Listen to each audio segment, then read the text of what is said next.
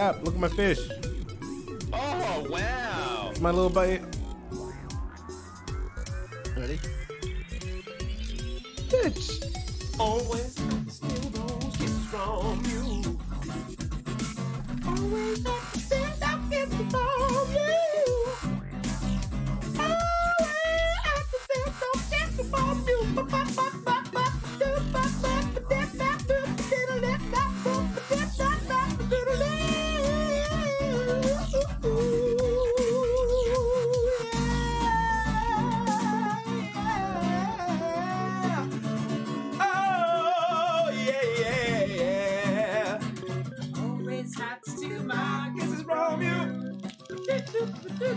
Always have to steal my kisses from you.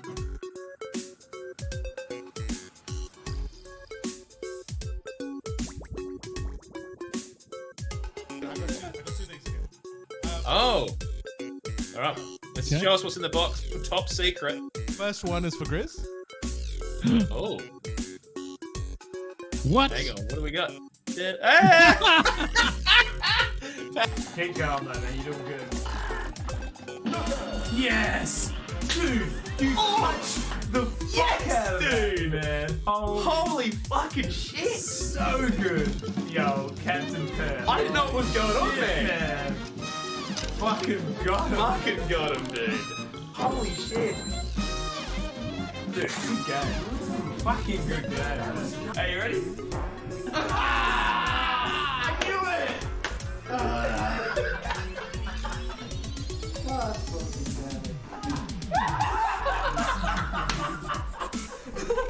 Cap, look at my fish. Oh, wow. It's my little bite. Ready? Bitch. Always have to steal those kisses from you. Always have to steal those kisses from you. Always have to steal those kisses from you.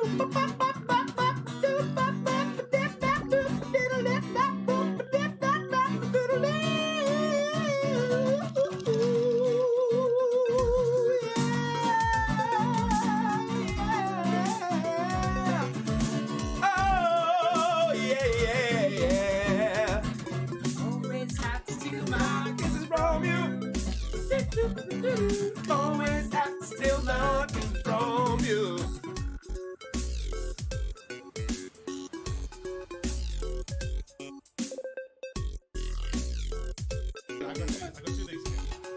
Oh. Alright. Let's Okay. show us what's in the box. Top secret. First one is for Grizz. Oh. What? Hang on. What do we got? Keep going, though, man. You're doing good. Yes! Dude, you punched the fuck out of that, man. Holy fucking shit! So good. Yo, Captain Pearl. I didn't know what was going on there. Man. Fucking got him. Fucking got him, dude. Holy shit. Dude, good game. Fucking good game. Are you ready? I knew it!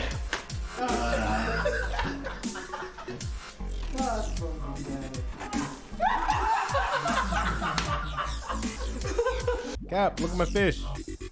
Oh, wow. It's my little bite. Ready? Bitch. Always have to steal those kisses from you. Always have to steal those kisses from you. Always have to steal those kisses from you.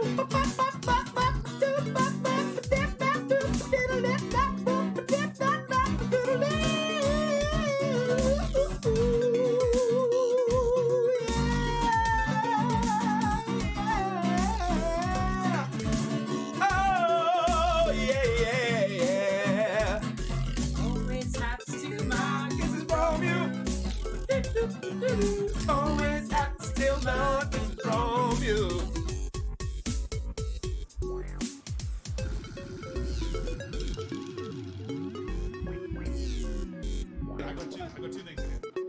Oh. Alright. Let's Okay. show us what's in the box. Top secret. First one is for Grizz. Oh. According to Alright. my tracker, it is 64. 64. Last one was 63. There it is. Did I do that right, though? There it freaking is. Oh, yeah. Cool. Can you hear this? Yep. Yeah. Okay, Am I too loud? Because I've fiddled around with my. I think so. I think you sound all right, mate. Sweet. Can I get a check from chat? Dan Suka, if you're around, can you tell us how our levels are? Oh, we on? Oh yeah, we're Can I live. get- We're I in. get a check G'day, for, boys. $200. Sukai. Getting a little check. Am I too loud? I should G'day, Dan. ideally Dan want to be a fan? little lower than the other and then the boys. Dan, the fan, the man. Daniel, the Faniel, Emmanuel. Sounds about the same as So the usual. same as usual. All right, cool. Okay. Get wrecked, Pav. Just checking because it's louder in my ears. My voice is louder in my ears than it usually is. Can you hear yourself when you speak? Yeah, I got monitoring on. Oh, shit. I should do that. Does it make it confusing? No, there's no delay. Okay, that's cool. Yeah, it's good. I've got a new. The caging. Where the fuck you been, Caging. mate? Fucking Fucking caging runt. off Been the grinding fucking... Diablo 4. That's what he's Yeah, been true. doing. Probably. has been. Jose? Oh, fuck. Oh. We should call it the episode Nintendo 64. That Are is we talking fucking about great. idea. are we talking about anything Nintendo? Well, we're talking about retro games, so Yeah, we are yeah. potentially talking about things like that. Yeah. Busy AF doing what? Fucking grinding. Busy AF doing fuck all. Caging run, I bet. Yeah, I'm the same caging. Yeah, neither have I. Game's dead. Fucking old news. Okay. All right. Just like every fucking ARPG I've ever played. Play it hardcore for 2 weeks and I'm fucking gone. See you later. Yep. Idle games. That'll be Fuck yeah. ADHD for me, probably. Yeah, same here. I've essentially been playing an idle game. Minecraft's kind of an idle game. Yeah, basically. You can set it up so it is. No, I've been playing Terraria, boys. I'm Say that, but how's your gaming going? You just sit there and do nothing. Do you? Dude, whenever I play with Joyce, that's what she does. I go out and do all the fucking everything else, and she just like sits in the house in her room in Minecraft. And it's like, That's like real fucking dad life, isn't it? You know? it is. All right, boys. You want to Let's do get it. started? Yeah. All right. Yeah, Count it I down. did caging. 5, 4, 3, 2, 1.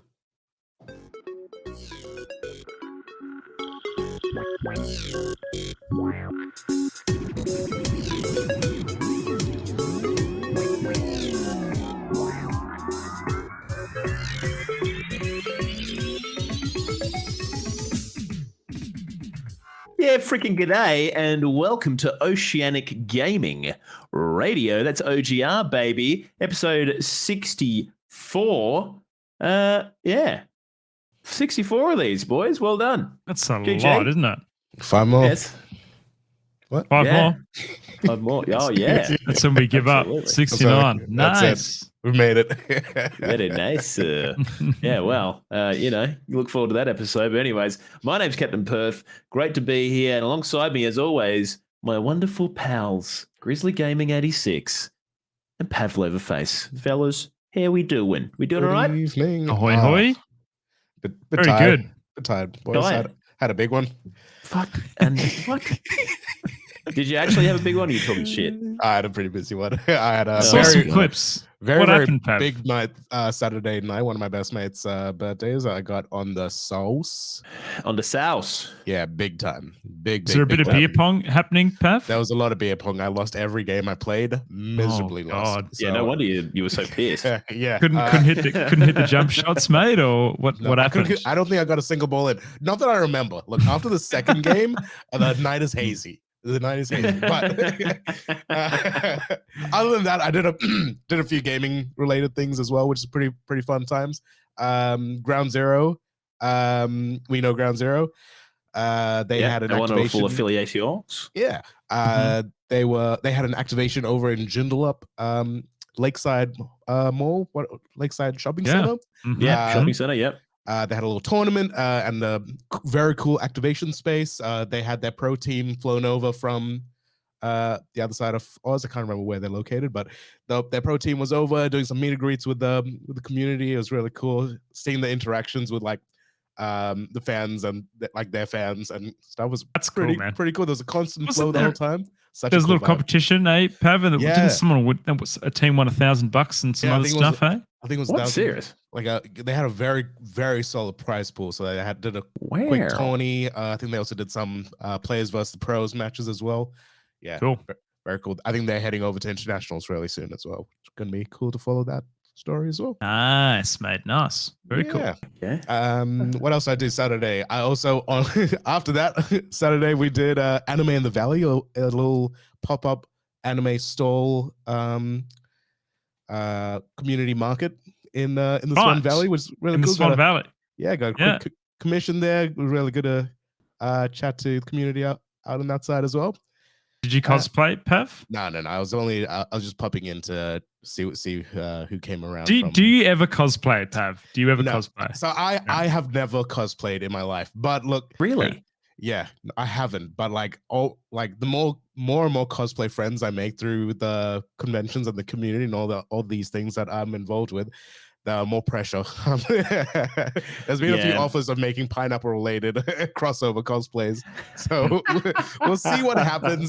There's a few in the works, so we'll see if any of them actually pan out. Yeah, Dude, I'd love to see that.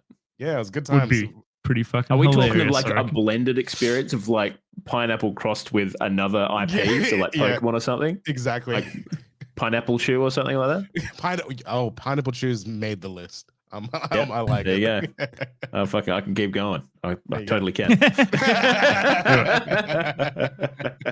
Fuck yeah, that sounds great, mate. Well, Grizz, what about you, mate? What's been on your list? I went to a quiz night when was that? Thursday last week, I Ooh, believe. General Run knowledge by or a something specific? bit of a mixture. It was actually the one that Pav used to work for. My old yeah, neck of the So I woods. guess you call that general Ducks knowledge. nuts. Yeah, yeah. Ducks Definitely. Oh, nuts. fuck no, who knows? They had like I think it was 3 general knowledge rounds and then 1 music round where you've got to like guess the song and artist Yeah. or whatever it was. Yeah, very good fun though.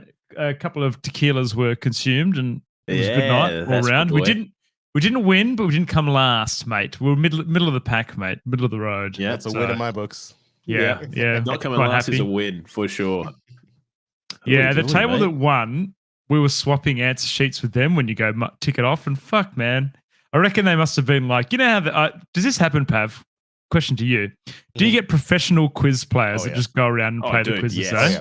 Yeah, There's okay. a lot of teams They that exist. play almost every night of the week and like eat for free there every night of the week Yeah, just because Because it was $100 gift voucher to the Yeah. restaurant that it was in, and I'd never seen them there before, and they were just like, it was only 4 people, and they were Yeah. just smashed it out of the Classic. park. Yeah, They should have their faces on the front of establishments like, don't let There's- these people in. There's so many people. I had 3 It's pro teams at fucking my lame. last venue that it would be one of the 3 teams that won every week. yeah, And right. They're very, very good. Very, You should very have to good. get like Dude. a card and it has to be scanned every time you go to a quiz night. And if you've been more than twice in a month, you're not allowed in. You're not allowed to You're play. done. Man, you know what surprised me though, Pav, is some people get so serious about it. Mm. So Oh, fuck someone yeah. came They get up worked to up. dob But on dude, one there's of the $100 other on the line. tables. Yeah, I know. Yeah, but like you're kind of there drinking and it's like real mate. relaxed and Yeah, anyway, see, someone you're dobbed on one of relaxed, the but other these people tables aren't, for mate. cheating. No, they weren't. This lady was like full Karen mode, going in there complaining about someone cheating and everything else. Fucking, if you can't beat them, join them, Karen. That's what I say. Go and get the fucking Dr. Google out the dunny. Oh, it. yeah. Fuck yeah. Yeah, well, that was about it, mate. Pretty quiet weekend. No gigs. We had got a couple of weeks off, which is No just gigs. really nice, mate. Oh, Yeah, really my nice. God. But you know what, dude? Work's been kind of kicking my ass a little bit and things. So it was kind of a welcome to have a nice, relaxing weekend. And then busy, mate. Back at work today, Monday. So yeah, we're back in it, boys. Back in it another week. Another week is upon us. Absolutely. Another week of gaming as well, mate. So I hope you squeeze a little bit of that in for how's your gaming going. I did play a new game on stream on Friday night that I want to talk you through. You may have seen clips of it on my Twitter, but a lot of fun. So we'll Excellent. wait for how's your game going. What about you, Capo? What's been happening in your neck of the woods, mate? Well, not an awful lot, mate. I've been doing dry July, so I've not really been getting up to an awful lot. We had some friends come out on Friday night, and we all drank like non-alcoholic things, which was, not as good as the real stuff. But actually, I tell you what, non-alcoholic beers have come a long way in the past year. I reckon when I first had a non-alcoholic beer, I thought it's missing something, and I think that thing is alcohol. The key component. So, Dude, I don't know. my but local they're pretty RGA good. cap, they sell a bottle of non-alcoholic rum in there. Get out of it. How's it taste? It's like $25. So I don't want to pay $25 if it's not going to get me pissed. That See, seems like this a is the rip-off, other mate. thing, mate, is like they're fucking expensive, right? Yeah. Or what is, effectively just a cordial or something like that. So I don't know. It's an economic problem, but I don't know. I don't mind buying the beers because at least I know that the beers have been brewed to the same process, and sometimes they've got to take the alcohol out, which is an added step, right? So I get it. It's probably still going to cost the same amount of money, right? Whereas I don't know. You see these gins and stuff that they've made out of botanicals and blah blah blah blah blah, and I don't know. I just feel like I don't know. I just don't know if they're worth it. You feel me? So I feel you, mate. I feel you, 100%. But anyway, so that was Friday night. We had a bunch of alcohol-free beers, and pretty good actually. We bought a bunch of different ones to try them all out, and actually I gave I reckon they were pretty good. Again, they are missing the key ingredient, which has a particular flavor profile that you just cannot match by not having it, but they do a pretty good job. So anyways, that was that. Saturday, took Ted to the zoo. We've got zoo passes. So we can go as much as we want in a year. So we just because we don't live too far from the zoo, so we got the zoo passes to get in for free all the time. So we're just like, well, fuck it. Should we go to the zoo? We're like, yeah, okay, let's go to the zoo. The lion update.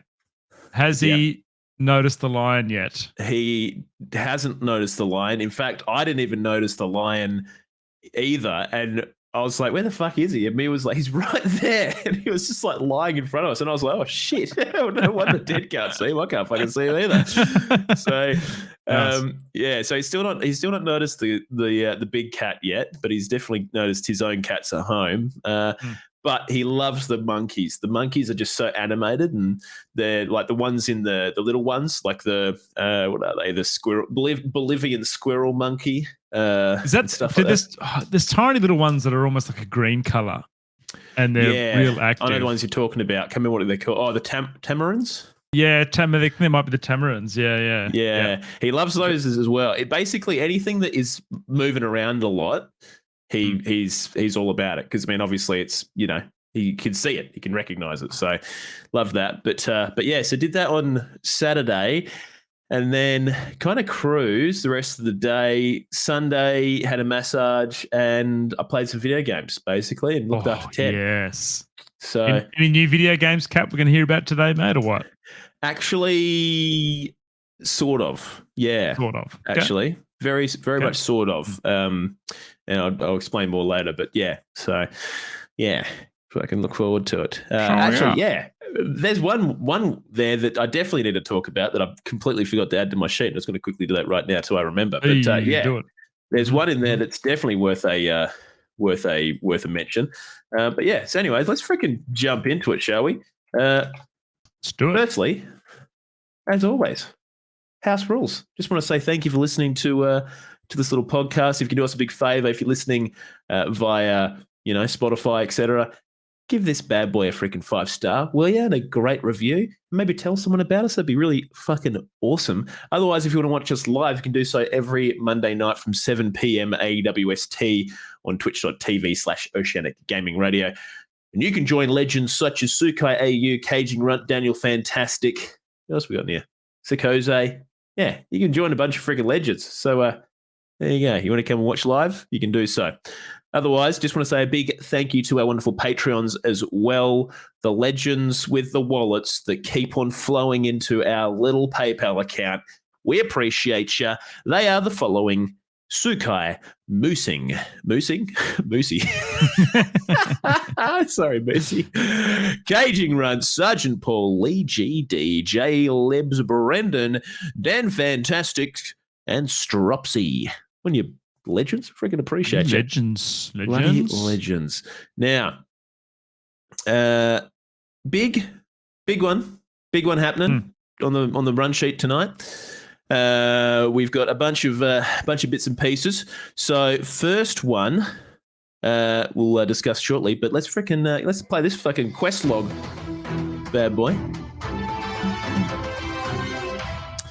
5-ish on the 5-ish, yeah, 5-ish on the run sheet. Fair bit going on. First bad boy, freaking bad boy.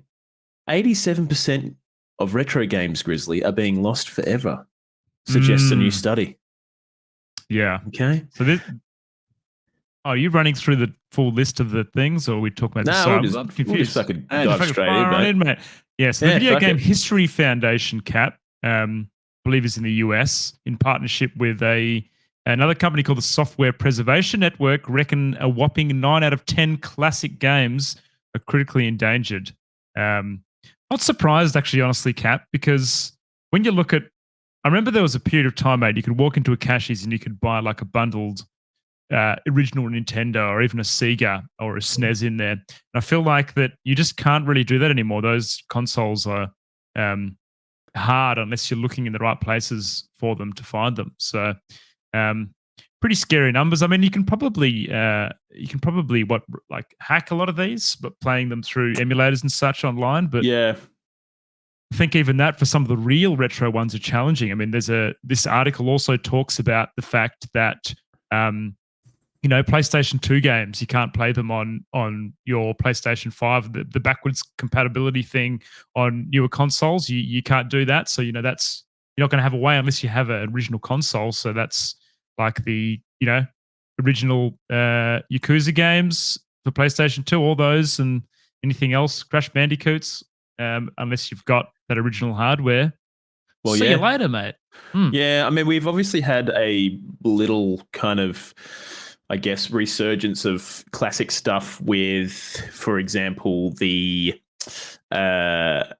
Switch, the Switch and emulators and stuff, and we've had like the mini SNES and the mini PlayStation, but the thing is, those are obviously only small selections. So you can do some sneaky breaky things to sneaky beaky breaky your consoles into playing more, but it does kind of leave a wide gap for these games that are obviously kind of lacking preservation. So 9 in 10 classic US games are critically endangered, Grizz. That's nuts. So I mean, have you got anything retro, Cap, that you own, like an original console or any original games or anything like that? I've got a GameCube. And I've got a undercarriage GBA player, and I've got a Japanese version of the Minish Cap when I was trying to learn how to speedrun that. What else have I got? I've got an old 3DS console, which I guess is technically retro now, right? So, and that's got a bunch of stuff on it as well. But I mean, outside of that, I haven't really kept an awful lot of my gear anymore. I used to have my old Nintendo 64 floating around as well. And I had my original Legend of Zelda Ocarina of Time gold cartridge. But not anymore, man. And also my yellow Donkey Kong 64 cartridge as well. So I don't know if they all were yellow, but, I kind of wish that I kept my old consoles, now, after this. Yeah. Because obviously, not only for value, but just to have them nostalgia factor, Like, I've got nice, isn't it is nice, yeah. I mean, like Super Nintendo is a classic, right? Like, be able to have all those cartridges in a collection would be fantastic. Very expensive to collect that kind of stuff now. You're looking at it for a Super Nintendo game, it's like between $80 and $100. The good ones, like all the Marios and things, are even more.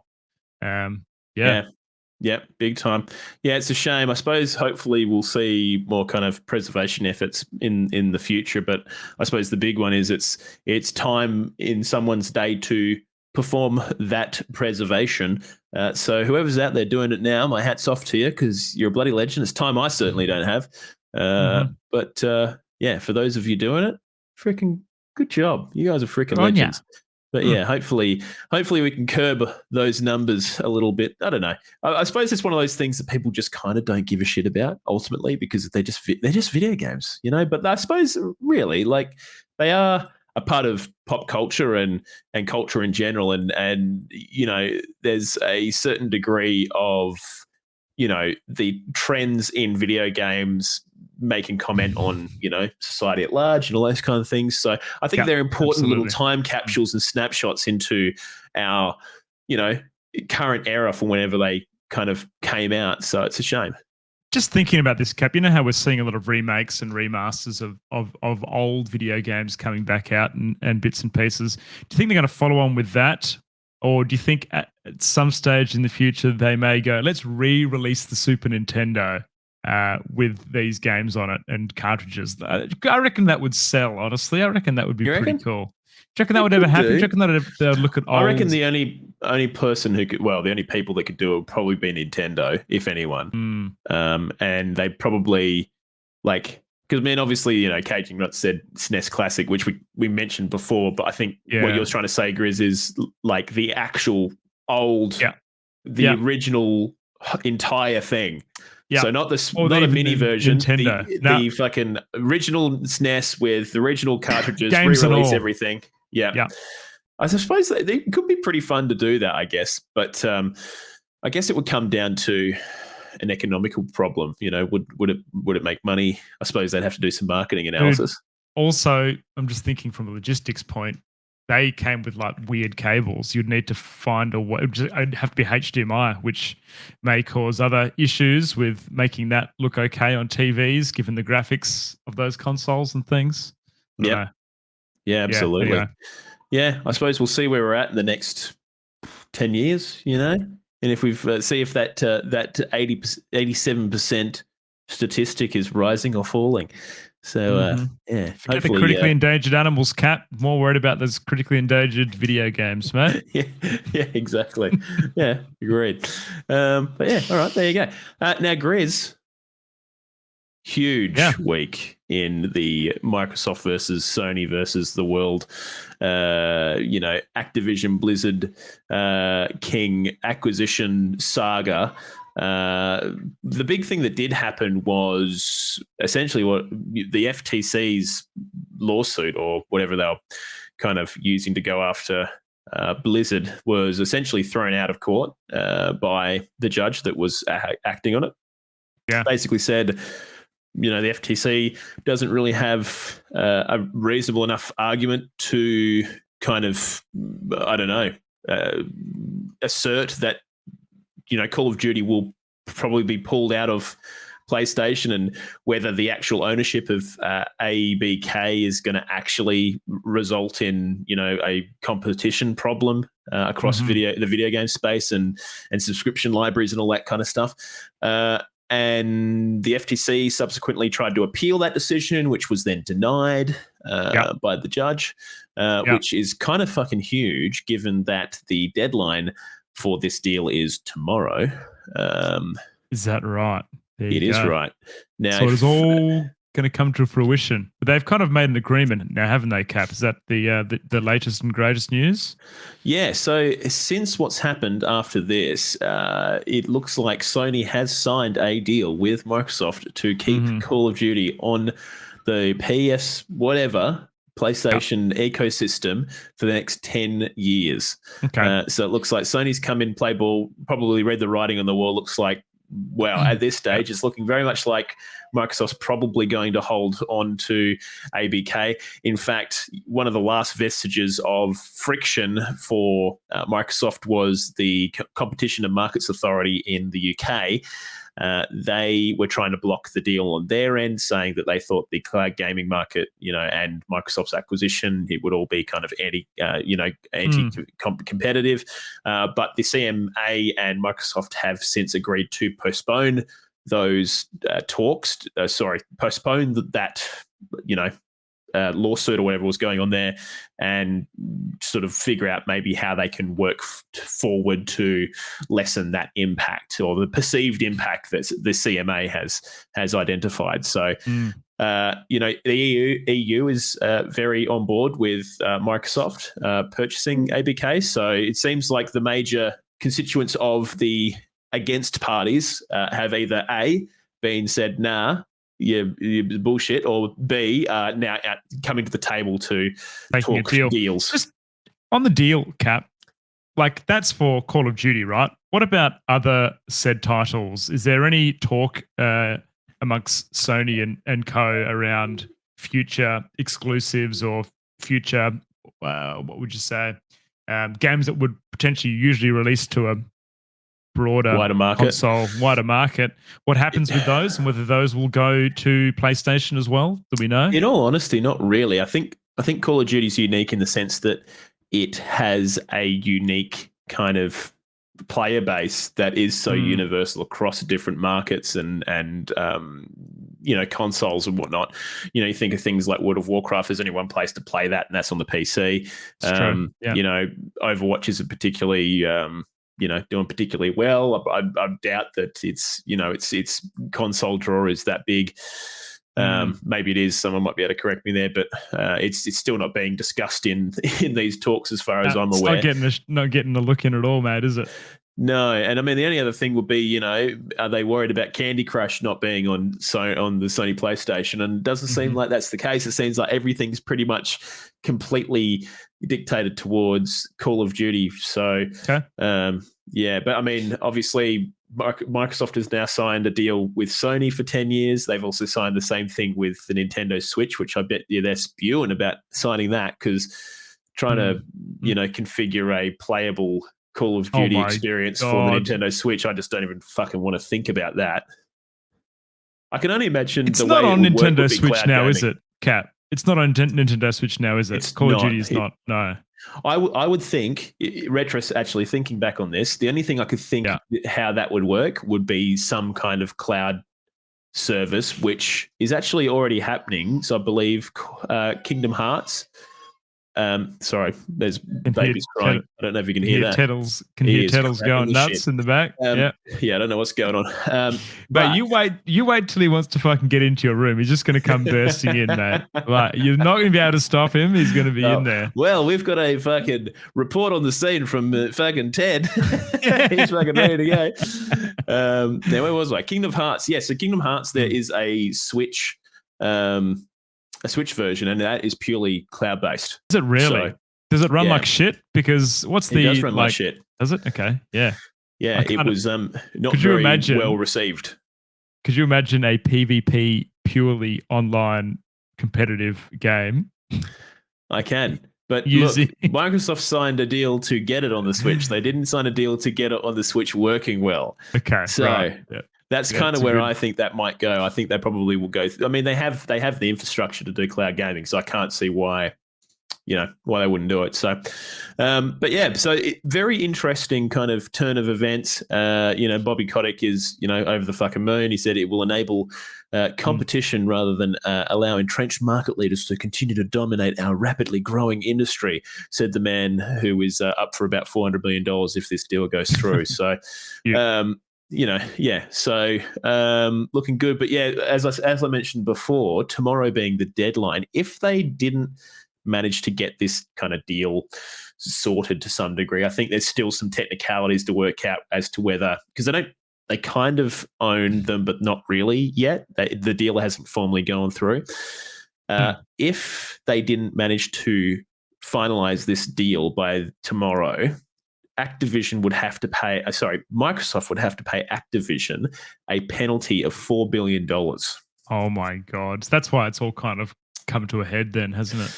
Yes. So I guess ultimately, Microsoft was pushing to have a, strict deadline so they could work towards something and have money on the line kind of thing, which I think probably plays into things in the law side of things anyway. If there is some kind of deadline, things need to kind of eventuate to give them enough time to finalize the deal should things kind of be green lit. But But ultimately, yeah, crazy freaking shit. So, yeah, I guess watch this space on the sort of battle between the UK's Competition and Markets Authority and Microsoft. They basically said this is a direct quote, they are ready to consider any proposals from Microsoft on how to restructure the transaction in a way that would address the concerns set out in our final report. So, now, yeah. Cap, I know that we discussed this in very earlier episodes a long time ago, but it might be worth quickly touching on it now. Now this deal, assume this deal goes through tomorrow.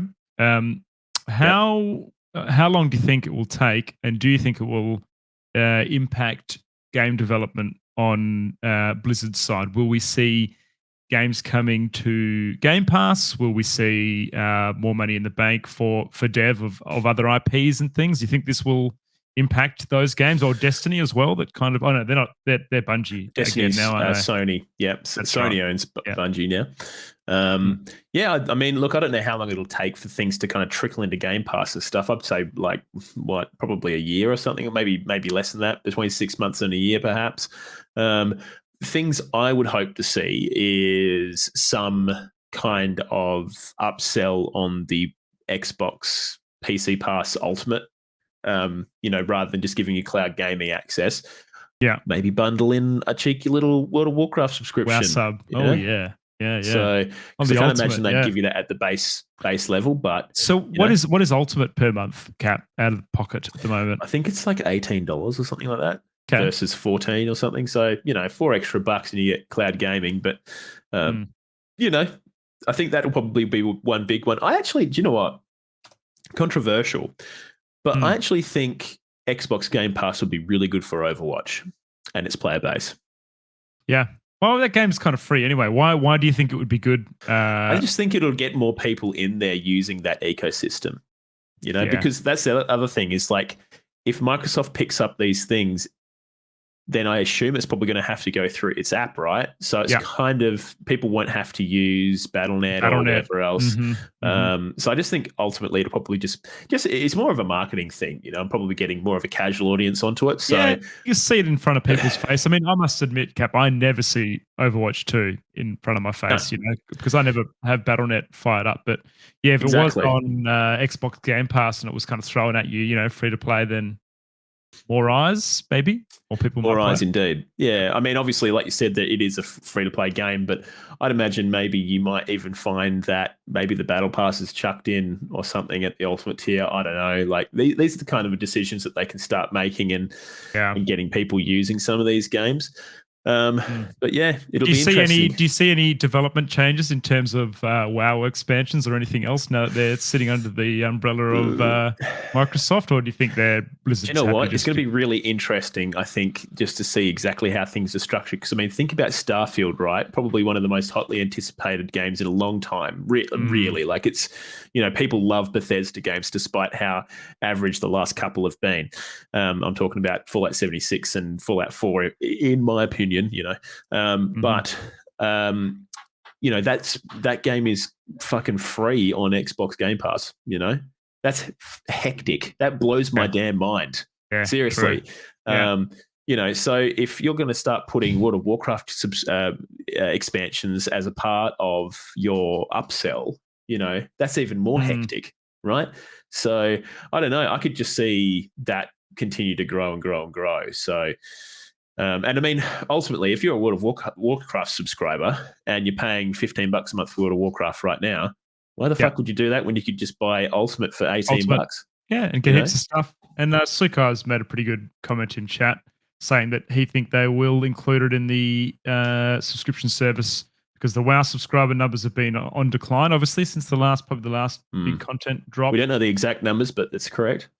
Yeah, maybe giving it a shot to get people back. And, I think it would. Could you imagine? If I think I would potentially download it and dip my toes back in if I knew I didn't have to pay. I mean, I have a sub. Like, it's kind of like, why not? I suppose the big thing's going to be tying and marrying, your Battle.net account to your, what do you call it?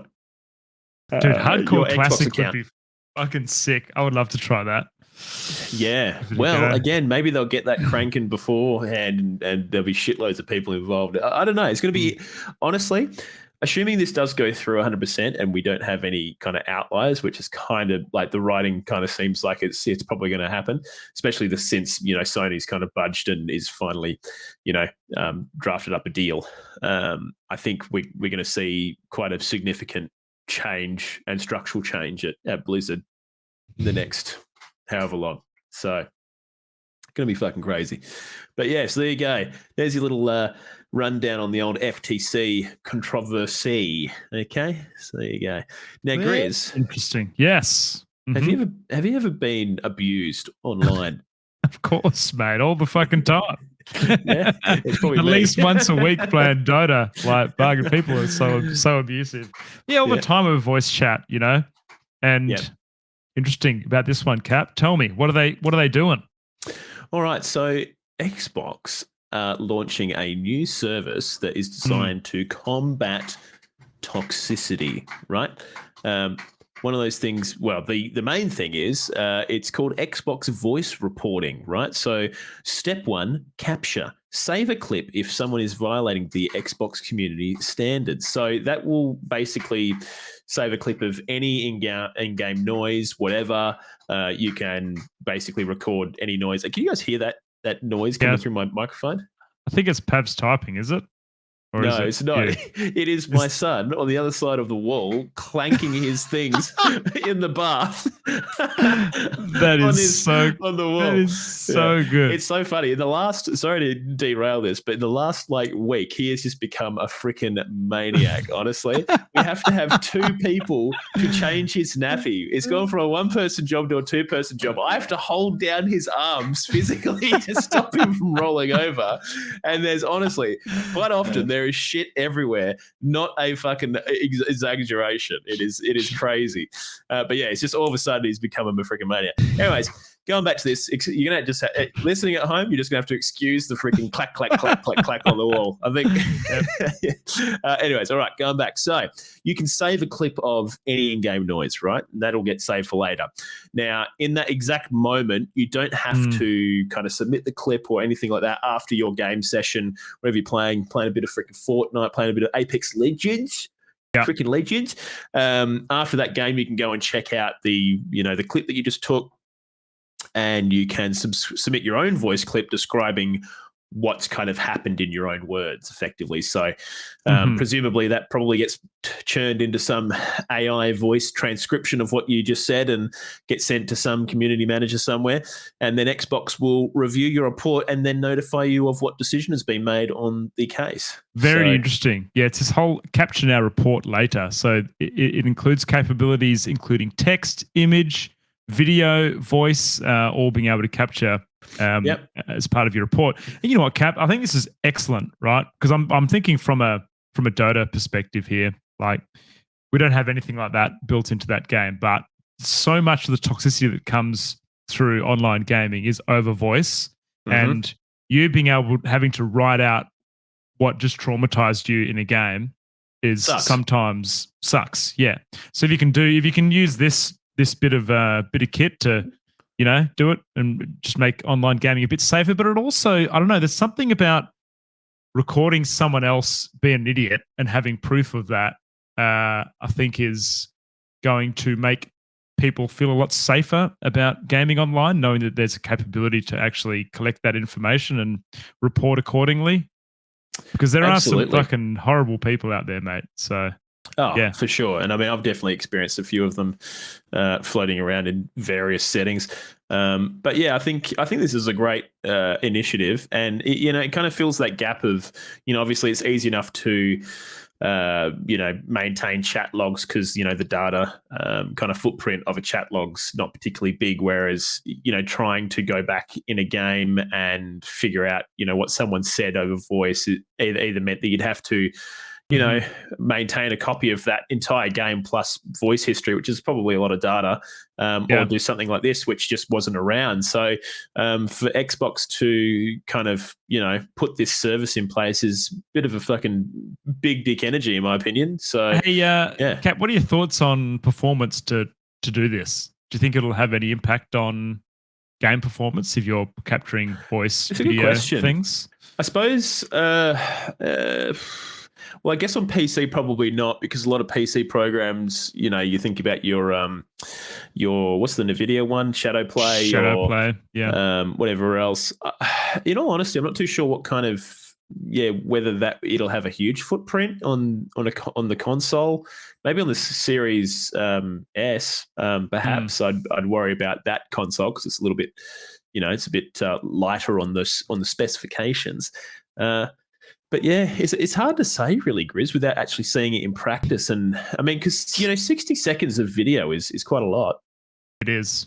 It's funny. There's a big in big bold text on this article, Cap. It's like someone has written this from a user standpoint before it's even been released. But it says here, implementing voice moderation is a huge step in keeping the community at Xbox safer. I feel more confident knowing that Xbox has gone a step further to ensure we experience a positive environment, not just through text chat, but through voice chat as well. Yep. Yeah. So doing a little marketing jargon there, mate. Absolutely. That sound good though.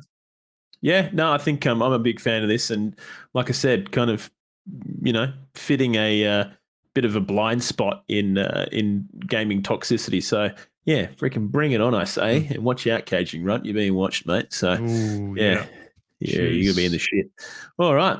Now, freaking Sony are up next, mate. They're doing some other shit as well, mate. They are investing $2.1 billion in gaming R&D. That's a lot of money, Grizz. It is, Cap. It is, Cap. And specifically focusing on live service games, Cap. So I find this particularly interesting given what we've just talked about, which is the whole Activision Blizzard King Microsoft takeover. And now we're seeing Sony pumping what looks to be here apparently 40% of their annual R&D budget on live service games. Is they're obviously going, fuck, we need to bloody step up here, mate. So yeah, what do you reckon? Yeah, it's interesting. I mean, Sony's obviously this giant that traditionally has made its crust off of, significantly well-received single-player games. But I think, ultimately, I think the big heavy hitters in terms of games profits, time and time again, seem to be mobile sort of experiences, and also live service games where people can just spend $5 here and fucking $10 there, or if you Blizzard $20 on a fucking average looking kind of armor set. I think ultimately, it's interesting, right? Because you think, a live service game, that's fucking easy. You just fucking make a shooter and fucking do this, and then get people to play it. But it's really not. I think that's where a lot of this R&D spending is going. Is how do you get people excited about a live service game and get them paying money into that little economy, right? And doing so in a way that is not egregious. And because gamers are fickle and they smell a rat. Early on, sometimes they smell a rat and still pay for the rat. But ultimately, you need to provide them with in-game microtransactions that are deemed not to be egregious and gross. Kind of meaningful to the game you're playing. And I think, I don't know, I kind of feel like Destiny has done a decent job at maintaining their player base and still maintaining cosmetics and other bits and pieces you can spend dollars into. But and that's topical as well, Cap, because obviously Sony buying out Bungie, and I remember when that acquisition came across, they were saying that it was a strategic acquisition to try to be better placed for live service games, and hoping to leverage off that team at Bungie to help kind of deliver those. So it's interesting hearing that they're going to be sinking significant dollars in there. I wonder what we may see that will come out of Sony that will be live servicey. We're looking at MMOs, cap shooters, or what do you reckon? Well, we know that we've at least got Marathon coming from Bungie, and that's obviously the revitalization of Bungie's old Marathon IP. And I mean, again, Sony owns Bungie, so really Sony has Marathon coming out. So, there's one area that there's probably going to be a bit of movement in. In terms of other live service games, I'm not really too sure off the top of my head. I really can't think Yeah. of anything. Do you think we'll see some new stuff? Do you reckon they'll get some of their, because they obviously got a lot of these first-party developers that make a lot of games for them, Returnal and other bits and pieces. Will they be pushing some of these first-party developers, do you think, to try to work on a, not Bungie, but something else, to work on a new IP for a live service game? Or it's a good question. I mean, ultimately, I don't see why not. I mean, like I said, businesses want to make money, right? And Sony's obviously in the game of making cash. So I'd imagine that the developers under their banner, they'd be pushing to try and kind of create games that they think will ultimately make them more money. And clearly, based on the money that they're putting aside for R&D, they clearly think that live service is where it's at. But yeah, it'll be interesting. I guess all we can do is just sit and wait, really, Grizz. I think. Yeah. What is it? 40% of Sony's R&D budget being 2.3 billion. 2.13 billion, sorry. I mean, that could be money towards the design and development of early works on a game. So that is some R&D towards who did Returnal? Housemark, I think the name was. House Marquee or something. Housemark, something like that. Yeah. Can't remember. Yeah, that could go towards Housemark's freaking Returnal live service kind of game. Who knows? It could really go anywhere. I mean, R&D budget's so fucking broad. I mean, R&D could be market research into, the psychology of, microtransactions, or it could literally be how to, let's research and develop some, similarity in game themes that we can use to apply to our future live service games. Or it could be, like I said, giving money to some of their fledgling projects to develop them out further and maybe turn them into something live servicey. So I don't know. Who knows? Might be a few years till we see this R&D money actually come to fruition that gives us something on the table that we can tangibly play and hold. Either way, I think that's pretty cool, Cap, because, we have obviously seen Sony heavily focusing on these single player games that are glorious. God of War, a good example. Yep. Last of Us. Last of Us. It'd be fantastic if we could have that focus on a live service game. It might be pretty dang exciting. Absolutely. Yep. Couldn't agree more. Yeah. Research behind it. Yep. All we can do is say, watch this space. I wonder if OGL will be kicking by the time we start seeing whatever comes out of this, mate. 10 years? Could hey, you never know. You never freaking know. You keep watching, all right? Keep listening. All right. Now, Grizz, a game that I am incredibly excited for and is not a live service game. Yes. Baldur's Gate 3. Yep. Fucking rips snorter. They just keep bringing out more and more little things that make it sound like the best game ever. Right? Literally ever. Right? Yeah. Yeah. Oh, mate, you're not wrong. They did release a bit of a community update, and I thought, obviously we're coming pretty close to the release of this game. So, I want to fucking hype people up listening at home for Baldur's Gate 3. I think I just chatted to a mate the other day, and they were saying, oh, yeah, keen for Baldur's Gate 3. And I was like, yeah, man, it looks really good. Kind of, that whole kind of Divinity Original Sin 2 kind of style thing again. He was like, oh, what, really? And I was like, yeah, the tactical top-down thing. Is like, oh fuck, I thought it was going to be like Dark Alliance, and I was like, nah, dude, it's not a fucking hack and slacks anymore. Sorry, buddy. Yeah. It is real D&D shit, brother. And he was not super keen about that. So really, it's interesting because I thought Dark Alliance was pretty not very well received. Was it, Cap? Was it average? Dark Alliance. Oh well, okay. So the more recent Dark Alliance game was not well received, but the earlier ones were fucking baller. Okay, I never played the earlier ones, so there you go. I just remember the new one coming out and being like, yeah, bit Averagio. The more recent one, I think it was like a team based, thing,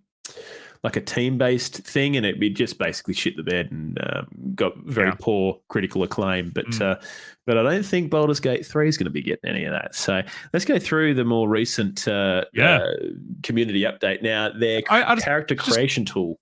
Just quickly before you go into this, Cap, I cannot believe the amount of detail they've put in these community updates. Oh, dude, absolutely. Definitely worth going and having a look if you have access to Steam. We're going through community update number 21 today, and it's like, yeah, what are we seeing here, Cap? A lot of stuff. Oh, dude, shitloads of stuff. So to begin, they're just sort of talking about how their character creation tool has expanded quite dramatically. Yeah. Obviously, when it comes to, so Baldur's Gate's based off the whole Forbidden Realms thing, and they kind of do D&D 5th edition, all the other editions. So, when you think about D&D, what is one of the most important aspects of D&D? And that is the identity of your character, right? You know what, Cap, I'll say playing D&D, I think for me as a new player, I think that was probably the most enjoyable part of it was theory crafting your character. Yeah. Like getting a designing bit of a what you together, look like, get a backstory together, and all that kind of stuff. So 100% agree. Yeah, they're kind of motioning that aspect of D&D into the game. I mean, obviously, we played our other RPGs where you can create your own character, but the character creation looks quite in depth in this, especially for a game of the size that BG3 looks like. So just they've added a bunch of sort of new options like freckles and vitiligo, which is, I believe, vitiligo is like it's a disease that causes like loss of skin. Sorry, not loss of skin color. Skin pigment, pigmentation, yeah. Mm-hmm. So got stuff like that. New tattoo designs, scars, lip makeup, piercings, horn color customization. Fucking excited. For tieflings, for tieflings, and heterochromia, which they laughingly announce in the in the community update that you can then go ahead and create David Bowie, which they have kind of like a David Bowie-esque looking elf in the frame with the David Bowie kind of Ziggy Stardust hairstyle. So very fucking cool. Big fan of that. Also, they saw something on TikTok that which isn't captured in here, but apparently the Dragonkin tails you can also customize how sharp they are, how many little points and stuff they've got down the tails and bits and pieces. So wow, that's there's cool. a lot. There's a lot here, mate. So it seems like that kind of customization thing's kind of in depth. Do you spend a lot of time doing customization stuff, Chris, in games? Cap, I reckon I spent about 2 hours in the Elden Ring customization on my first playthrough. Like just fucking around with it. No, I did. And then I went and looked up a guide on Reddit for my second character for a female. And my God, if you do everything right, you can that is a very good customization. What do you mean a guide? Tool. A guide to do a guide that tells you what to do with the cheeks and everything else, and you end up with like very sexy looking women on Elden Ring creation tool, mate. Okay. It's true. You surprise me every week, Grizzly. That's unbelievable. Fucking hell. I don't even know where to go with this. Gotta keep you on your toes, mate, all right? That's classic. All right. Yeah, so there you go. Character customization. It's cranking. All right. Now, Grizz, you can also craft your destiny. So basically that alludes to the fact that they're going to be including multi-classing in this, which is for D&D non-nerds, it's when you combine multiple classes, hence multi-classing, right? So, you want a little bit of a fighter, a little bit of sword fighting, but you want to be using a fireball here and there. Yeah. Multi-class it, baby. So this is actually quite big, Capo. So Curdy, in our current D&D campaign we're running, is a cleric and a ranger, and it just adds a lot of gameplay mechanics. So it means that you can pick up spells from both of those classes, and there's a lot of synergies between the different classes that you can play.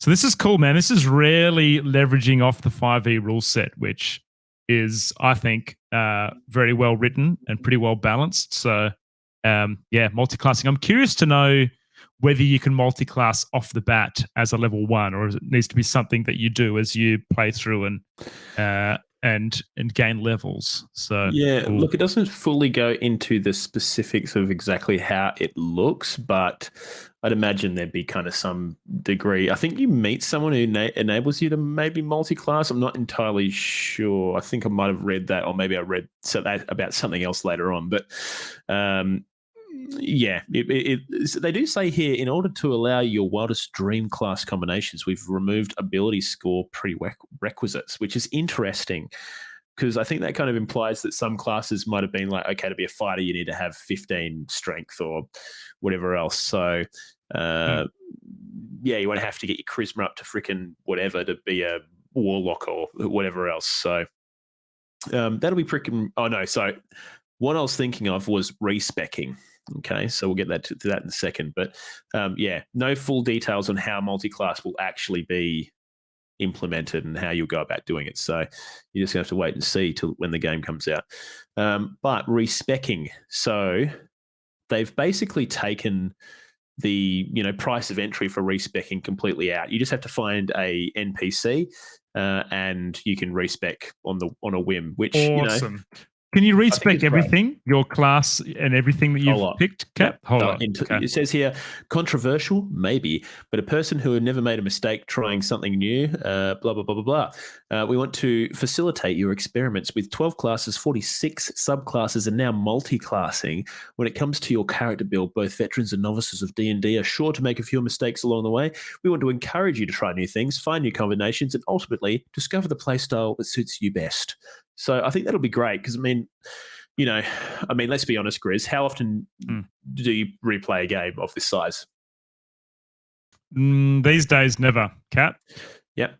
So it'd be nice to be able to respec and maybe try a few different combinations out across your playthrough because you're probably not going to go back and play. I mean, I know I played Divinity Original Sin once and I never went back to it, never even finished it. Probably do the same thing with Baldur's Gate, but hey, who knows? But it'd be nice to be able to have that option, right? So I think it's going to be rad. Yeah. And Cap, just out of curiosity, so Divinity Original Sin 2 is on Switch, which was a great way to play it. Yeah. Are we going to have this coming to any... Is this going to come to any handhelds? Do we know? Baldur's Gate 3? That is a good question. I don't know. Steam Deck. Yeah. By pure virtue of it's going to be on Steam.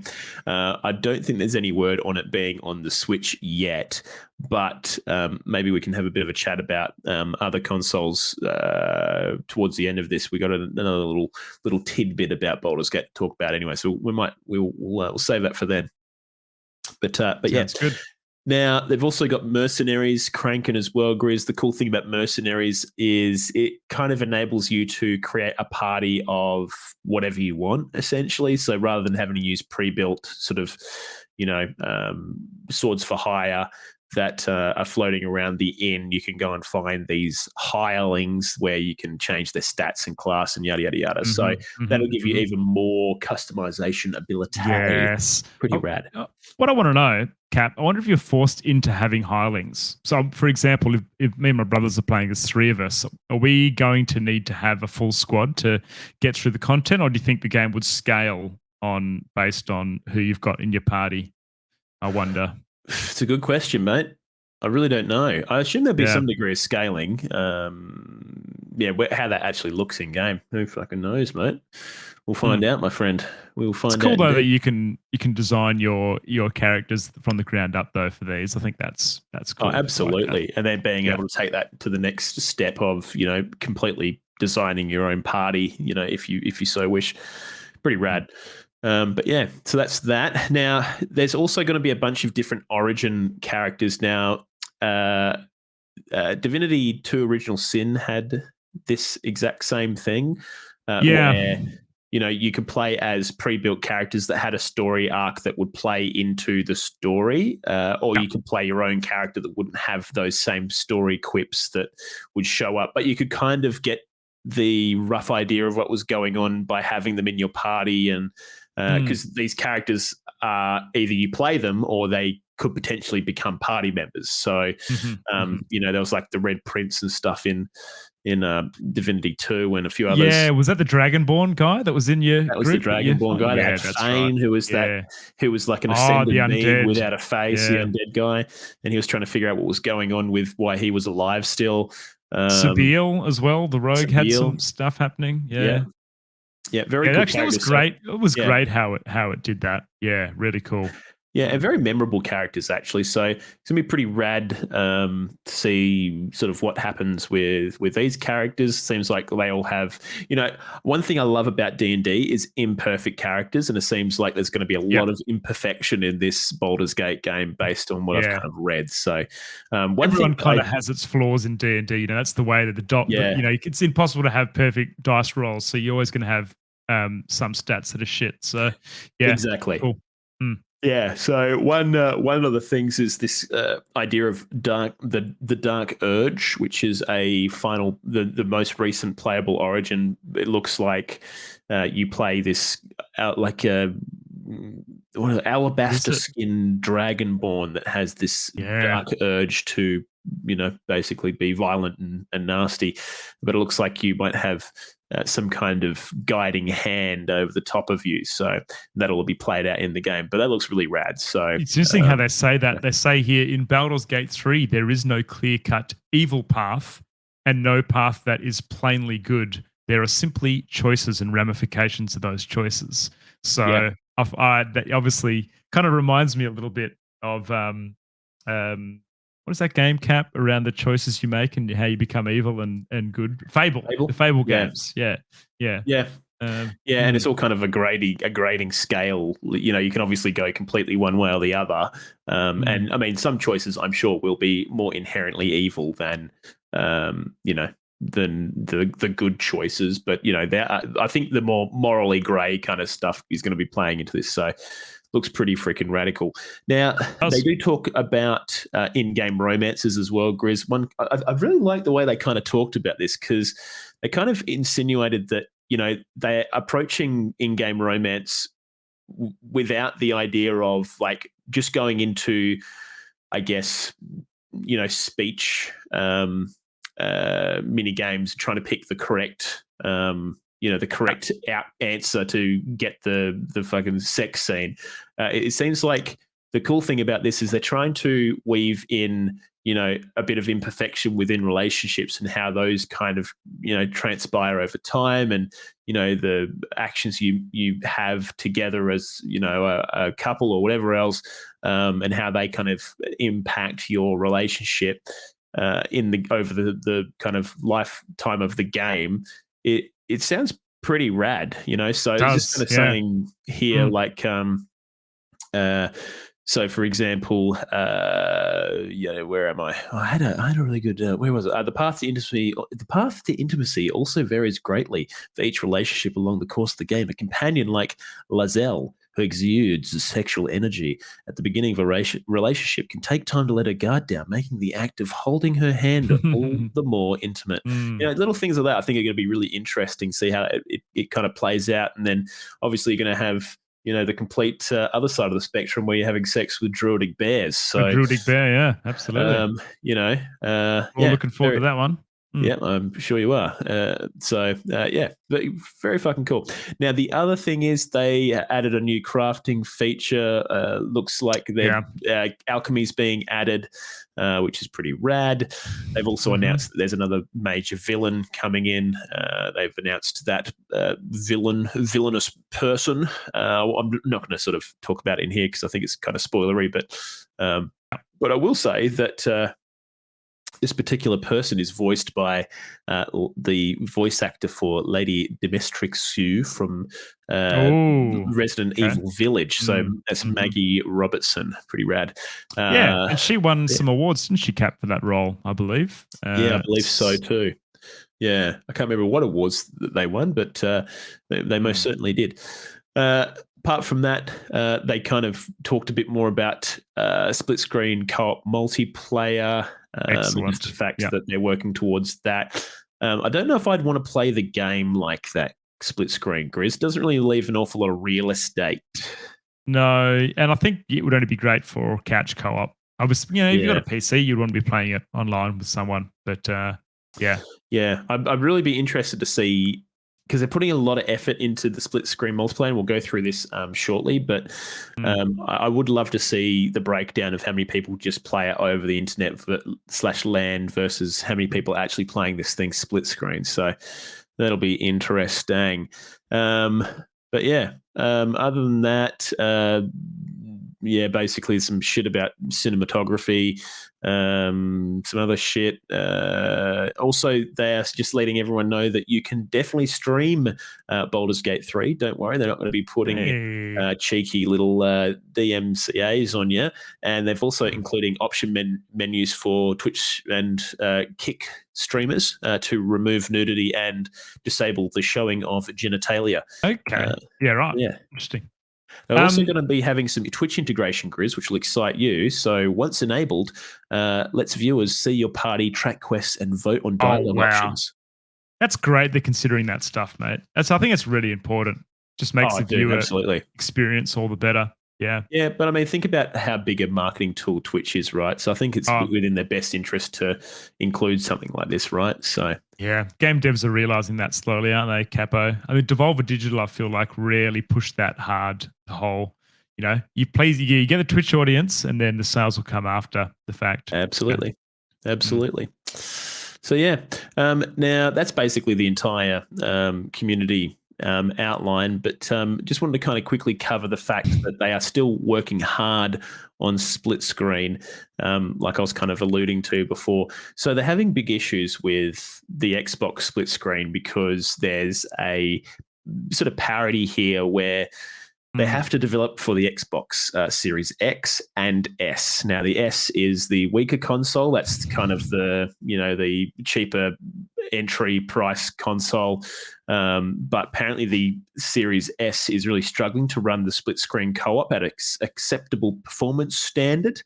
And I really like how Larian are kind of going in and kind of explaining what the fuck's going on during the development process, because a lot of the time they just kind of don't, and you're kind of wondering what the fuck's going on and where are the issues. But they're just kind of talking about how so I'll just kind of read this bit out. We have the same thing in a game like Baldur's Gate 3 where it's all fine and well if you have one character walking around a city, but if you have the party split up, there's 4 characters going in 4 different directions, they start doing crazy shit and doing fireballs. There's a lot of simulation that has to happen on the screen, and one that's taxing, that requires memory. So, having 4 separate things moving out in different directions obviously requires that memory, which the Series S doesn't seem to have. Apparently, it's running really well on the PlayStation 5, but Microsoft requires you to develop games that can be targeted for both the X and S consoles. So, yeah, that's why the release date for the Xbox consoles has been kind of delayed, is because they're trying to figure out how the fuck they get this to work. And that kind of comes back to my question of, is it really that fucking important, guys? Just bring it on next gen, Cap. Fuck. Just get rid of it. Make it easier for the developer. But well, Cap, I remember is next gen technically, just FYI.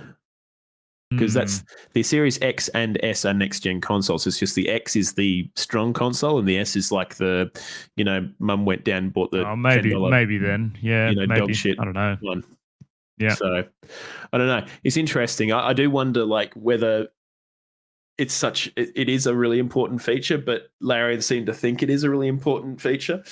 So trying to get it across more different options for people to play the game.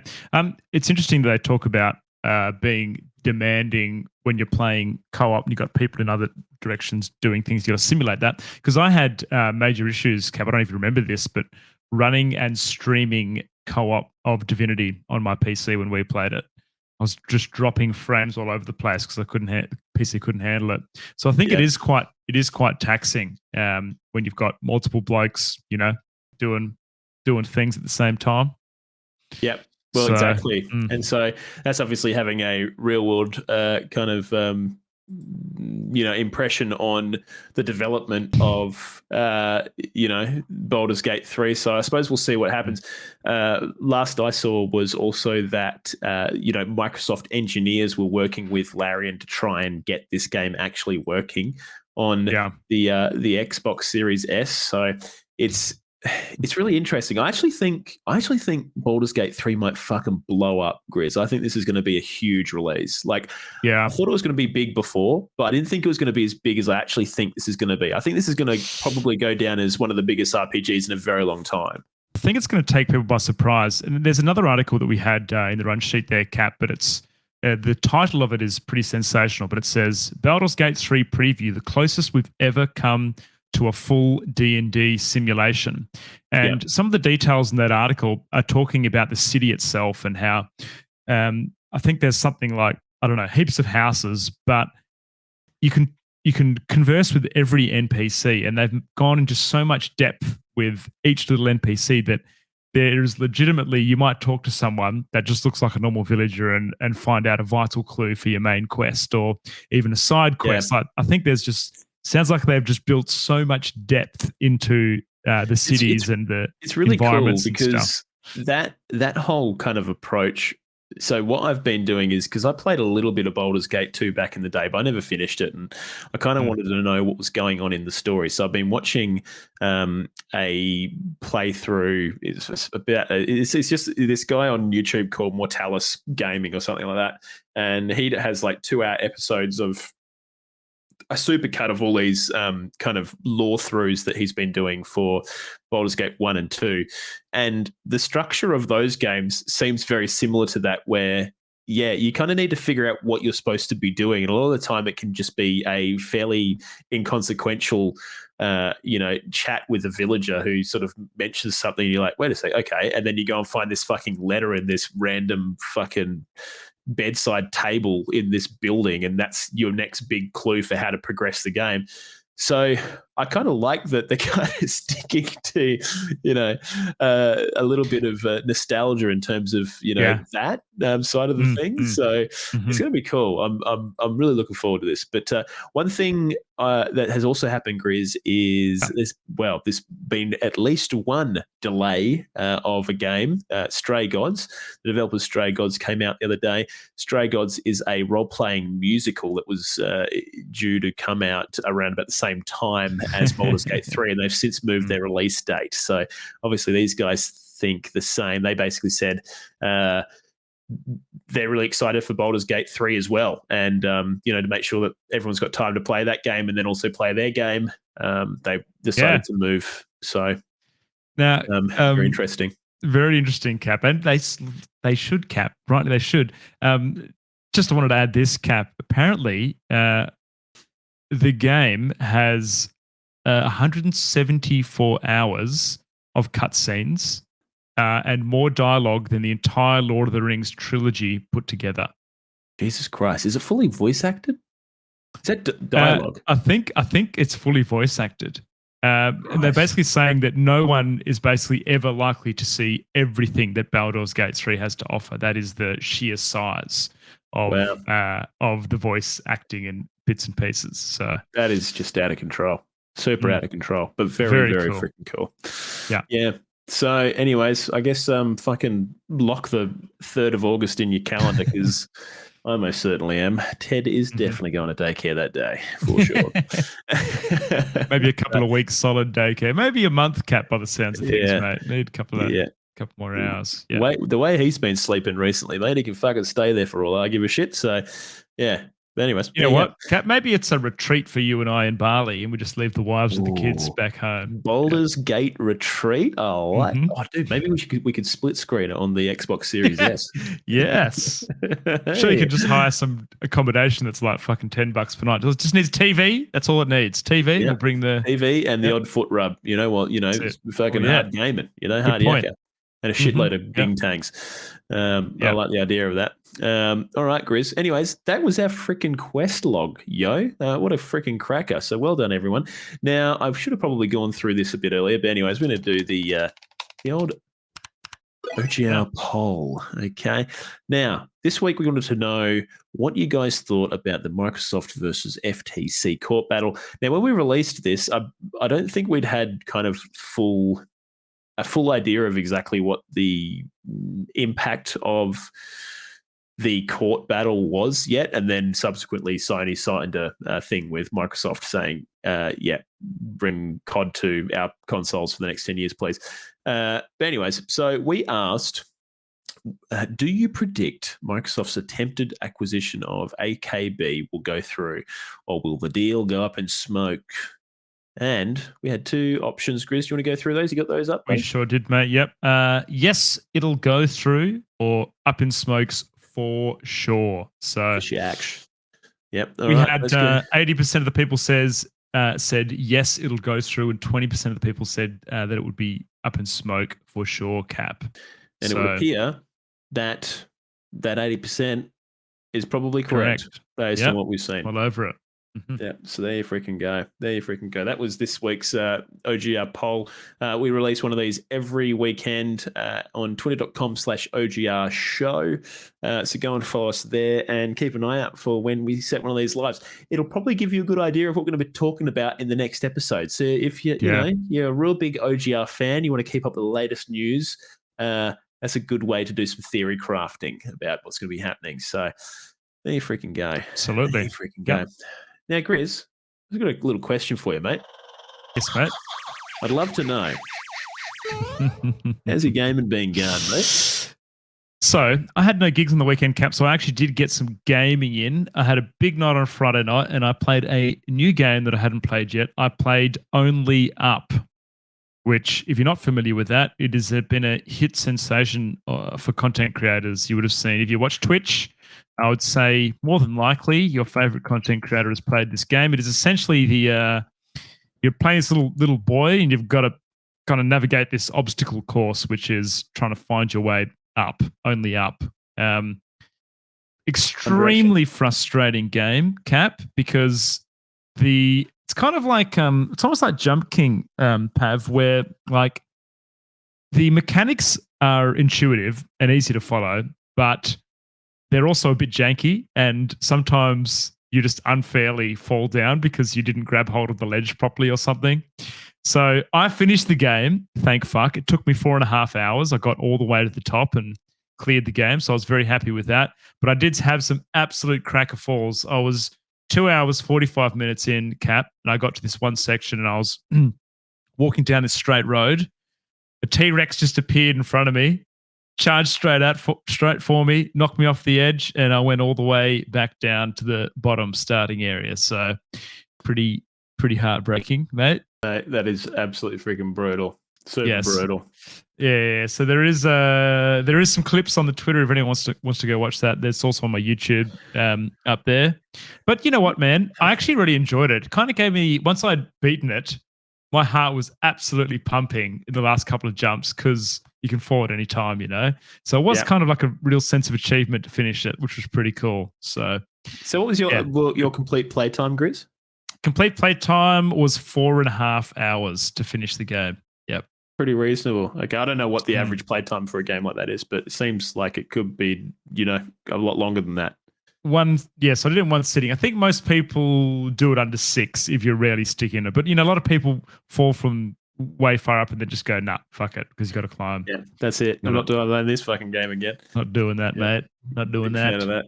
Now, Grizz, did this game have a controversy about it or something? Yeah. With its so this game apparently had some AI assets in it, or was accused of having some AI generated assets in it. And it was one of the games that was taken off Steam when they were doing their purge. So I believe this game was unavailable on Steam for like 48 hours or something, and then it got put back up. Wow. Yeah.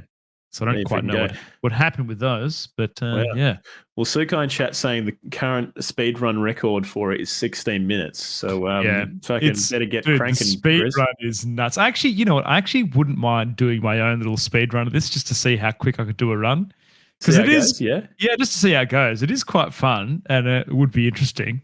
Surely it's got to be less than 4.5 hours, Cap. Surely, mate. Surely.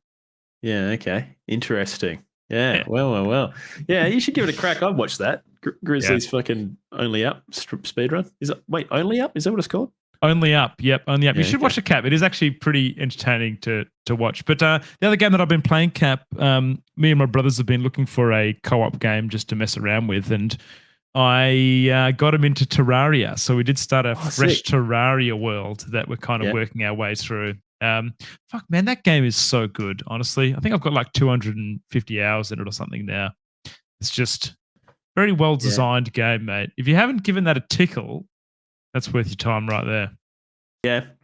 I think the thing I like about Terraria is it's kind of like, and I think we might have had this discussion before, it's kind of like the it's what I want from Minecraft in a lot of ways, but I wish Minecraft did it, not Terraria. Yeah. You know what I Look, mean? a lot of people aren't stoked with the art style, I guess, because it is quite zoomed out. It's it's hard to get used to. But I don't know whether the game mechanic would work in another way, because the movement abilities come so important later to navigate around the bosses. If you weren't zoomed out, you just couldn't do what the game's asking you to do. So Yeah, that's true.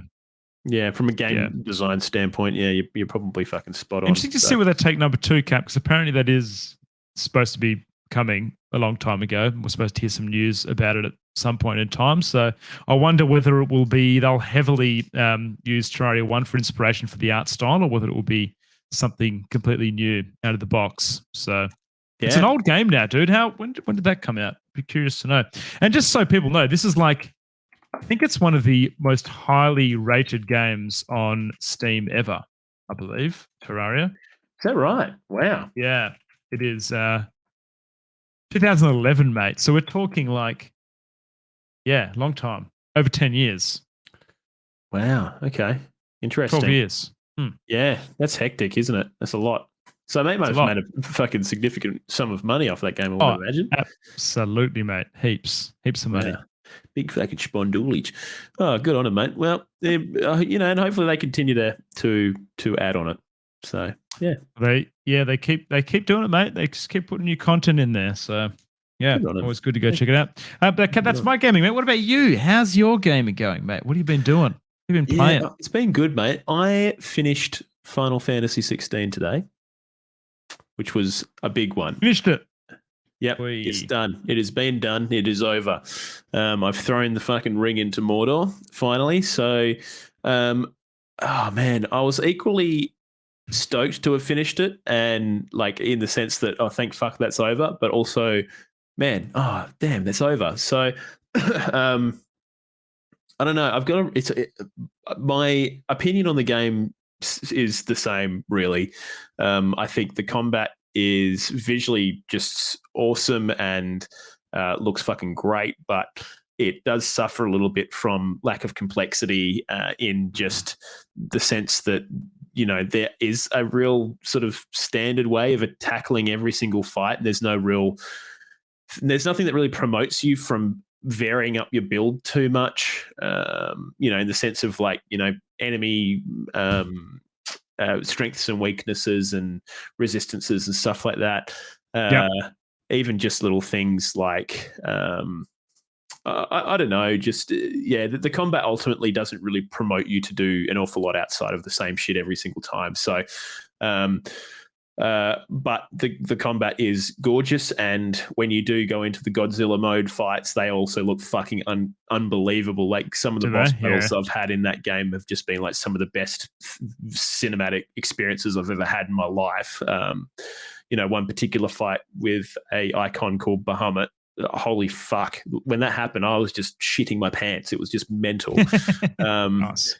But then you have these moments in the game where you're just fucking, you've just fought a god, and then all of a sudden I'm back to fucking collecting flowers for Martha down the street. And it's just like, this feels weird, man. This is just bizarre. So there's some pacing issues there, and it feels very much like the MMO roots of the development team are showing quite dramatically. And I don't know if that translates particularly well. The side quests did improve towards the end of the game, where they kind of eventuated into some wider story arcs. And those felt pretty good once you kind of got there.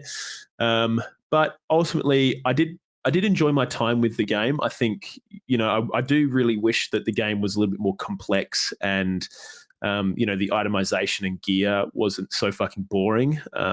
But yeah, I mean, great story. I really enjoyed the story, actually, and I thought the characters were just incredibly well voice acted. And by the end of it, man, I was like real sad with when it kind of finished up and all of the main events kind of happened. So it definitely had an emotive kind of response from me. So I definitely got 10 out of 10 capos in the story department for sure. Nice. So Cap, they obviously tried to make it, well, from I haven't seen much of it, but a bit more dark and gruesome in bits and pieces. Do you think that was a positive for Final Fantasy for the story for this particular game? Do you think that played a part in? Absolutely. Yeah. It's not like R-rated or anything. It's probably more of an M15 plus kind of improvement. But I mean, that's a vast improvement on the usual PG-13 plus kind of story that you get from a Final Fantasy game. And I don't know. I think they're a bit more adult with the way they handled a lot of the themes. There wasn't any kind of hyper kind of naff or kitsch kind of moments. Here and there was some silliness, but nothing like what I've sort of experienced in previous Final Fantasy games. I think ultimately the story was a lot more adult, and I think that served it really well. And I think the story, some people sort of mentioned online and stuff that I read that they thought that the story kind of fell apart around about the halfway mark. And I don't know if I really agree with that. I actually thought the direction that the story took was, pretty well laid out. I think it was very easy to probably miss a lot of stuff because I think people were probably skipping a lot of shit by the middle part of the game because there was just so much skippable shit. So, but yeah, do you think the side quest bloat not being meaningful might have derailed that main story a bit for some people? Yeah, potentially. I think I did every single side quest for some fucking unknown reason. I don't know why I bothered, but I think you could have quite easily played the main storyline of that game and had a really good experience.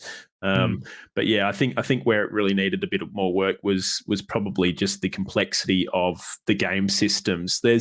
I think about my other Final Fantasy experiences and just think, fuck, I used to love working with the materia system and how that kind of had implications with my party and my build and the different slots that I have working with and the different special weapons you could find or craft or whatever else. And there was crafting and bits and pieces in this game, but it just kind of felt like you got them piecemeal anyway. And the whole idea of you having these gear slots was almost inconsequential because you kind of just got it given to you on a silver platter over time anyway. It just didn't feel great. Yeah. So, maybe translating those gear slots and mechanics into a real-time combat is also more difficult. I don't know, compared to the old previous Final Fantasy games. Although you've probably got a better idea with the 7 remake. Like, does it feel? I was going to say okay 7 remake did a reasonable job of it, and they seem to maintain a reasonable amount of complexity and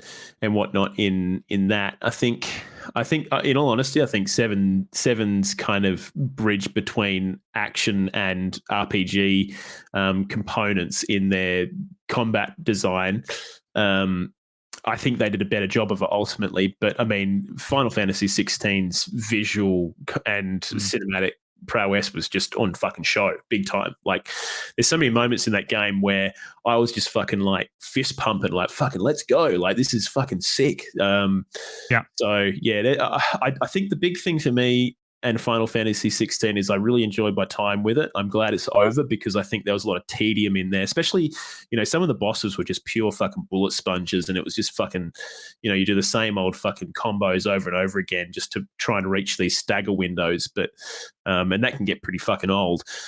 But I think that my biggest thing I'm looking forward to is seeing Square Enix apply this same template to another game and giving it that more complex kind of edge in its RPG department. Because I think if they can do that and bring in what they did with Final Fantasy 16, that's going to be a fucking like Breath of the Wild level fucking game, in my opinion. I feel like we kind of went through the same evolution when Pokemon Arceus came out, Cap, and it was like a groundbreaking change for the franchise. And then we were excited for the next game to come out from them, which kind of pieces it all together a little bit better and to make what we were kind of expecting from Arceus even greater. And I feel like they kind of delivered that in the following game. So interesting to see whether these guys can. I don't know. Yeah, but I agree with what Mousy Fuzz has set up there, Cap, which is I found everything around Final Fantasy 16 went weirdly quiet after it got released. I feel like that was the case big time. Like even seeing people stream it on Twitch, very little media coverage for me. It didn't get in front of me at all. Pretty much after the release, didn't see it. Do you know what? I think the reason is because it was honestly just a good game. It wasn't an amazingly great, brilliant game in a lot of ways. I think there's aspects of it that are amazing and brilliant. Specifically, like I said, the cinematography and just the story. But I think, it didn't release broken and buggy. Like it was. It's a really fucking well put together game. I had no bugs at all. Yeah, like right. no T-posing, Says a lot nothing. at the moment, Cap, doesn't it? When you got a game Dude, that size. I Yeah. haven't seen a fucking video game release recently that hasn't like fucking crashed or, like had major fucking frame rate issues or anything like that. This game was fucking silky smooth from fucking beginning to end. Excellent fucking experience. And that's one thing that people should be praising Square Enix for is this particular title. Fuck, it was so fucking performant. It was out of control. And it's really impressive in this kind of, economy of terrible fucking games releasing as, early access messes to wait for 5 patches later. You know what I mean? So even from AAA studios too, Cap, that you expect them to do better, that kind of shit. So yeah, I think ultimately that's probably why maybe we didn't see an awful lot about it marketing wise. I've seen a fair bit about it, but I mean maybe that's just because my circles of things I've been doing have kind of encompassed that. But yeah, I can see why maybe it didn't get as much. But yeah, anyways, ultimately really enjoyed my time with it. If you're a Final Fantasy fan, I think you'll still get a fair bit out of it. But if you like a bit of a challenge, this game is not fucking challenging. I think I basically press the same 5 buttons over and over again. So yeah, yeah. Now the other game I wanted to talk about real quick, Grizz, is a game called Coffee Golf. Now this came onto my radar listening to a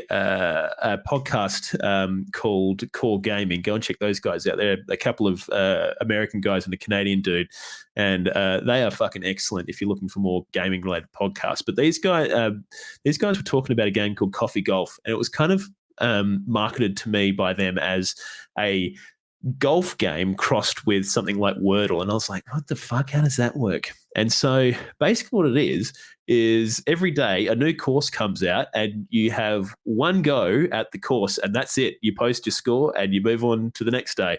And it is awesome. I've been putting it into our little Facebook chat with the dads. And I was wondering what was going on there, mate. I haven't clued on to that. I just keep seeing you guys posting those things and I'm just kind of like, fuck are these guys talking about? That is our scorecard. So yeah, it's like this little low poly golf game where you get 3 clubs, you get a driver, a wedge, and a putter, and there's this kind of like open little area with 5 different holes, and you just got to try and get the ball into the hole once within each 5 of the holes in the course there. And it records your score over the whole thing and tells you how many shots it took you to get into each hole. And and then you can share your scorecard with your mates. Okay. So why is it called Coffee Golf? Is it because you can do it while you sit and having your morning coffee, mate? Or I think that's literally why. I think that it literally takes you'd be lucky if it took you more than 5 minutes to do. Okay. So it's like the golf. It's kind of like the golf version of Wordle, essentially, isn't it? Literally. Yeah. And it's a lot of fun. Like so yeah, go and check that one out because it's a cracker. But yeah, other than that, Grizz, that is my fucking gaming. So very nice, mate. Now, Grizz. Nice. Yes. Moving to the final act of this wonderful podcast of ours. Let's fucking jump straight in. Brought to you by DJ Francesco. It's in the frickin' game, Pav. I don't want to see you shaking your head at our wonderful sponsor, DJ Francesco.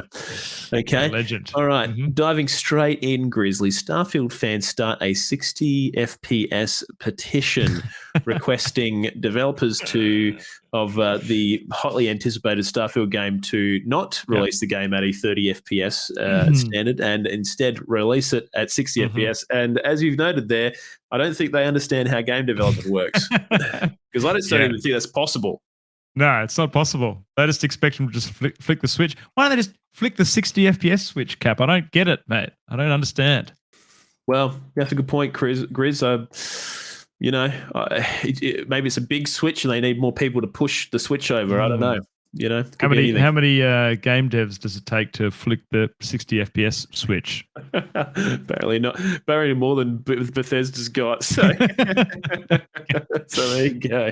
Well, Capo, in other news, India hits online gaming with a 28% tax as there have been some concerns mounted over possible addiction, financial losses for players, even as the sector draws investors. So there you Interesting. go. What does that mean? Does that mean like if you're going to pay for a World of Warcraft subscription, you're going to have to pay like $25 a month for it? Or Well, I guess so. It's like, is that anything gaming wise?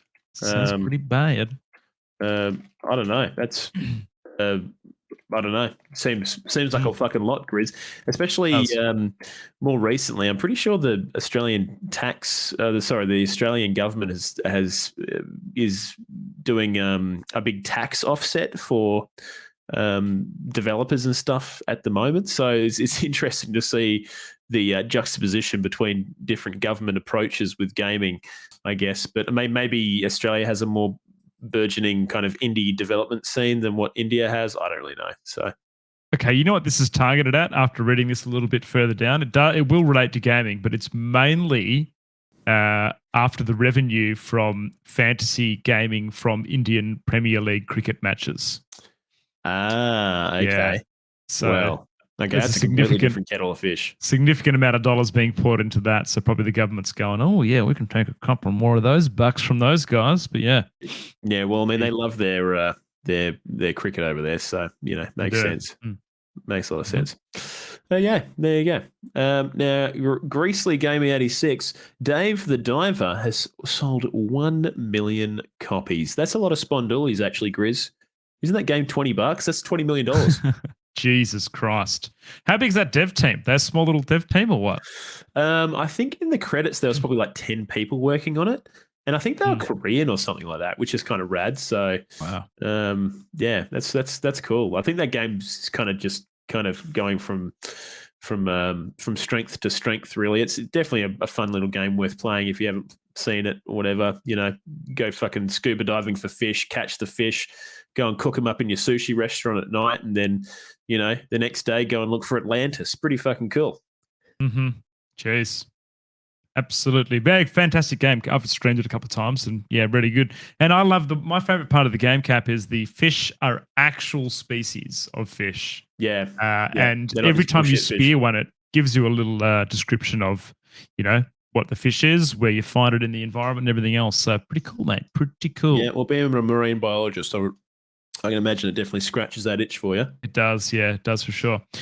Hey, Cap, Bungie has won a $400K lawsuit against a Destiny 2 player who threatened and harassed Bungie's community manager, setting a precedence about harassment like this in the industry. So when you go to get angry because your game's delayed, don't go give the developers death threats, guys, because you might end up with a $400K lawsuit on your hands. Yep, exactly right. And that's a lot. That's a lot. So and fair, if you're gonna be a dickhead like that, and as far as I'm concerned, get fucked. So yeah, there you go. Now, Grizz, Baldur's Gate 3 has leapt up the Steam charts after Caging Runt found out that there's a bare sex scene in the game. So yeah, he's pre-ordered every single copy he could get his hands on. So there you go. Interesting. Cap, Genshin Impact voice actors claim they haven't been paid for over 6 months now. That's not good. That's a lot of months to not be paid for something you've done. Yeah. And kind of fucking annoying. So overdue since December 2022. Dang. Ooh, brutal. All right. Now, Grizz, Rainbow Six Siege Cheetah gets 3 years community service for swatting the French Ubisoft office.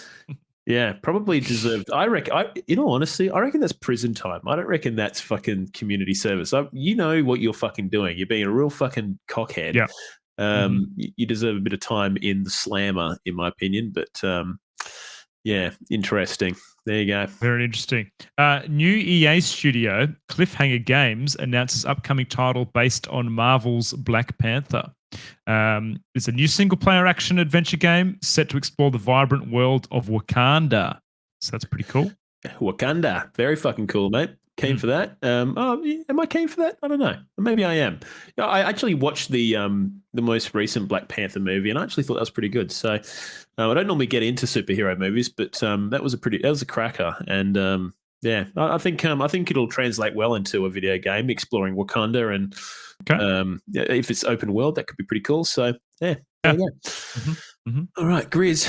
Team Fortress 2 has broken its highest concurrent user number on Steam of 253,000. Were they all Red Snow or what? Didn't that guy fucking love that guy? Good question. Maybe, but I mean, a bit of extra kind of investigation into this. It seems like, well, they did release a update where they released a bunch of extra community maps into the wild. But someone noted on Reddit in that when you inspect the Steam kind of like player count or daily player count, whereas CSGO kind of has peaks and troughs of kind of player base, TF2 stays remotely consistent throughout the day, which implies that they've got a very big bot count. Yeah. Is this people grinding bots for hats and shit? Hats and things? Yeah, I think so. And then, I mean, at one point, those hats could be sold for a reasonable amount of money, and I think people still try and sell them for money. So, yeah, I think that's basically what it amounts to. But yeah, see if we can go, Grizz. Interesting, mate. Cap, EA is seemingly hiring for a third Star Wars Jedi game. The director of the series has said he hopes to make a trilogy. So, I haven't played the most recent game. You gave it a tickle, didn't you, Cap? I did give it a tickle. I never finished it because Tears of the Kingdom came out and kind of usurped my time. But I'll probably go back to it eventually. Actually, I finished 2 games this year, Grizz, which is better than last year. I don't think I finished a single game. Yeah. So, and those were two pretty fucking big games. Final Fantasy 16 and Tears of the Kingdom. Yeah. So pretty impressive, especially when I'm a dad. You know, I haven't got an awful lot of time for games, so you know, get it done. But yeah, all right. Now, Grizz, the freaking Gex trilogy is coming to next gen consoles. Do you ever see the Gex games? Yeah, I played them back in the day for sure. It's the gecko with the cool glasses and stuff, isn't it? Is that the yeah. He's kind of like the Austin Powers / James Bond of the fucking gaming world, essentially. There's a lot of, you know, Gex is literally a gecko. He's like I don't know. He's just a secret agent that's doing things. And so, are these getting remade, Cap, or are they just releasing the old ones onto next gen consoles in fucking all their glory, low poly stuff? I don't know exactly what's going on. I think it's probably just a re-release, not like maybe a slight remastered, not a remake, that's for sure. But apparently it's through the science of the carbon engine, so I don't even know what that fucking means. But yeah, I don't know. There's some pretty funny shit that was going on in those games. You know, a lot of like allusions to, you know, spy film tropes and stuff like that. So yeah, fun games. Cap, so a newer controller coming out for PS5. It is the Access controller. Launches globally on December 6th. It is a extremely highly customizable controller. Pictures you see of it, literally you can like piece together all the buttons and bits and things in different configurations and whatnot. Yeah. Thoughts on this, Cap? Is this do they have one of these for PS4 or something, or where does this come from? They've got one of these for Microsoft's got their own one. It's like an accessibility controller for, you know, people with motor skill issues or whatever else. So Sony's kind of coming on board with their own version of this, which is very fucking rad. So my opinion, fucking do it. Great idea. Good on them. Yeah. So there you go. Now, Grizz, hate to break it to you, mate, but as far as we're aware, there's no Deus Ex games that are in development. Right. Never played a Deus Ex game, so that doesn't upset me too much, mate. Well, you're not going to be playing one anytime soon either. So there you fucking go. But speaking about that, and there you fucking go. There's the fucking show, mate. That's it. It's all over. That's it. We did it. Well done. Well done. Yeah. Done it again. Another week's worth of gaming news, reviews, and banter for you. Really appreciate everyone hanging out in the Twitch chat every Monday. You know, legends such as Caging Runt, Ho and Honey, Kamikaze Cracker, Sukai, Mousy Fuzz, just a bunch of other fucking legends. Thank you so much for being here. You guys listening in your own podcast land, you can join us every Monday night from 7 p.m. AWST on twitch.tv/Oceanic Gaming Radio. Otherwise, we are available on all major platforms. You can find all of our social links, link to our Discord, fucking link to Twitter, etc. By going to ogr.show, and you'll find links to literally everything there, apart from the Twitch. So you got to go and do that one manually. That's okay. Don't worry, you can figure that out. Other than that, make sure you follow us on Twitter for those juicy freaking OGR polls. Again, link on ogr.show, but it's twitter.com/OGR show if you want to go to our Twitter directly. We post a poll every freaking week, so get your freaking head around that one. And then, if you want to become a Patreon, you can do so by going to patreon.com/OGR show as well and pay us money. It costs fucking money to keep these freaking lights on, pay for freaking domains and shit like that. So if you want to help us do that, you can. And thank you to all those of you who do already. But yeah, anyways, look, that's the show. Appreciate you guys being here. We'll see you guys next week on Monday on the Oceanic Gaming Radio. Bye all.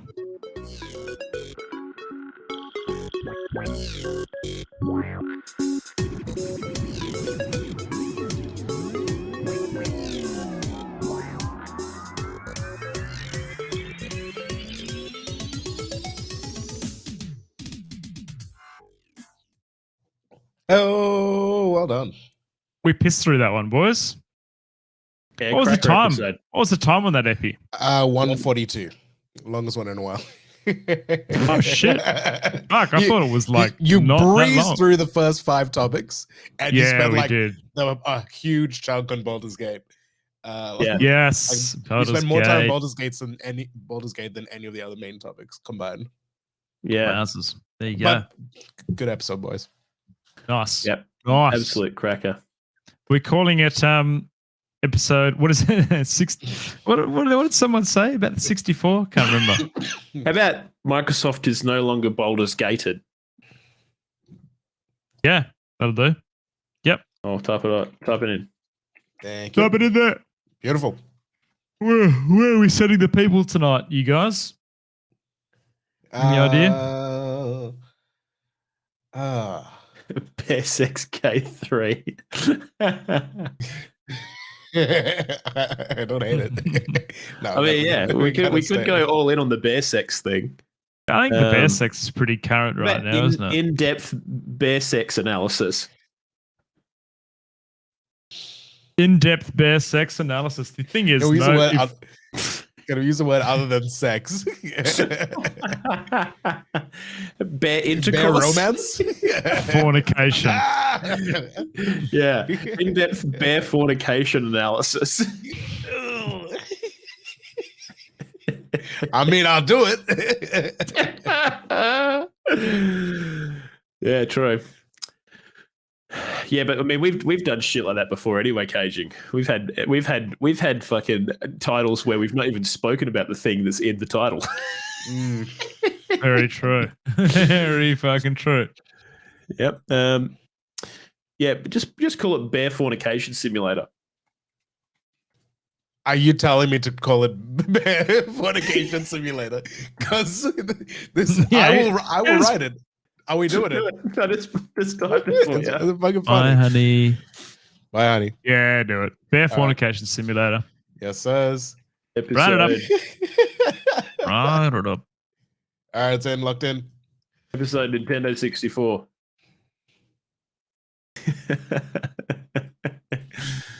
Yeah, Well, we actually didn't talk about Nintendo. we did. Oh. Yeah.